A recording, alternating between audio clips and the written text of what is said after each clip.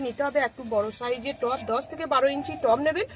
তার মধ্যে দেখুন যে কোনো একটা ছিদ্র, 2 কিংবা 3টে যদি ছিদ্র থাকে সেখানে আপনারা এইরকম যে টব ভাঙার খোলাঙ্কুচিগুলো থাকে, এটা আপনারা যে দিকটা খাল আছে আর এই দিকটা উঁচু আছে এইভাবে এর মধ্যে দিয়ে দেবেন।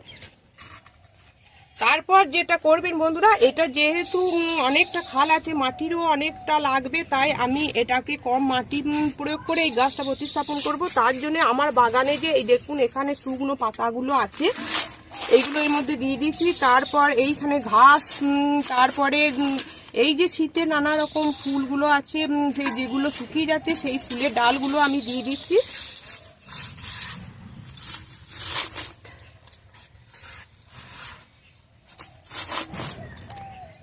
তার মধ্যে দেখুন বন্ধুরা আর একটা জিনিস দেখাচ্ছি, এই যে বোতলগুলো যে কোনো জলের বোতলই হোক তেলের বোতল ভালো করে ধুয়ে নেবেন। ধুয়ে নিয়ে দেখুন এইখানে এই তলার দিকটা এইভাবে কেটে নেবেন আর এই সাইডগুলোতে ফুটো করে নেবেন, অসংখ্য ফুটো করে নেবেন। এর মধ্যে আপনাদের প্রতিদিনের যে কিচেন কম্পোস্ট এবং সবজির খোসা থাকে এটা আপনারা 10 থেকে 15 দিন অন্তর দিয়ে দেবেন, তাহলে গাছ তার প্রয়োজনীয় পুষ্টি উপাদানগুলো পেয়ে যাবে। এইভাবে এটাকে সাইড দিয়ে এইভাবে বসিয়ে দেবেন।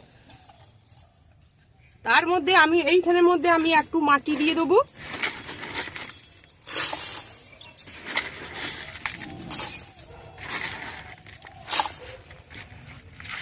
এটা আমার বাগানের মাটি, কিছুটা এতে অল্প কিচেন কম্পোস্ট মেশানো আছে। বন্ধুরা তারপর এই যে পলি ব্যাগগুলো থাকবে এইগুলো সাইড দিয়ে আপনারা কেটে নেবেন, ভালো করে যাতে কাটবেন যেন শিকড়ে আঘাত যাতে না লাগে।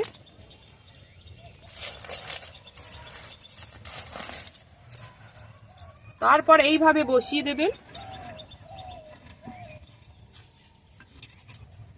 আমি এখানে দেখুন বন্ধুরা এখানে হাফ মাটি নিচ্ছি, তার সঙ্গে কিচেন কম্পোস্ট মেশানো আছে। তারপর আমি যেটা দেবো দেখুন এখানে 1 বছরের পুরনো গোবর সার, এখানে আপনারা যে কোনো কম্পোস্ট ভার্মি কম্পোস্টও দিতে পারেন।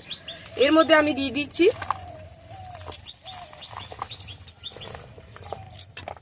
অল্প অল্প করে দেবো।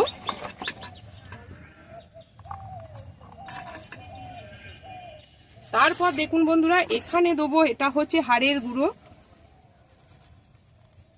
এটা আমি 1.5 থেকে 2 চামচ আমি দিয়ে দিচ্ছি।